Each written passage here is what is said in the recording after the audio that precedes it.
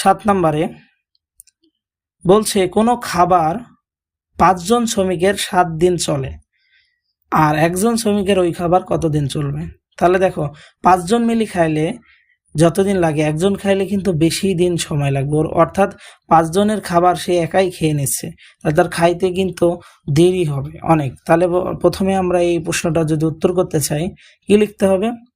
5 জন সৈন্যের খাবার চলে 7 দিন, তাহলে অবশ্যই একজন সৈন্যের খাবার চলবে ওই সবগুলো চেয়ে বেশি দিনের জন্য আমরা গুণ করে দেব, তাহলে 35 দিন। অবশ্যই আমাদের এই জায়গাগুলো কিন্তু মনে রাখতে হবে। 8 নম্বর প্রশ্নটা দেখো, বলছে শতকরা একটি ভগ্নাংশ হলে এর হর কত। তাহলে আমরা জানি কি শতকরা বলতে এই যে এই প্রতীকটি বোঝায় পার্সেন্ট, আর পার্সেন্ট মানে আমরা কি জানি 1/100। তাহলে আমরা জানি 1/100 কি একটা ভগ্নাংশ রূপ না। তাহলে এখন তোমরা দেখো উপরের অংশটাকে বলে লব,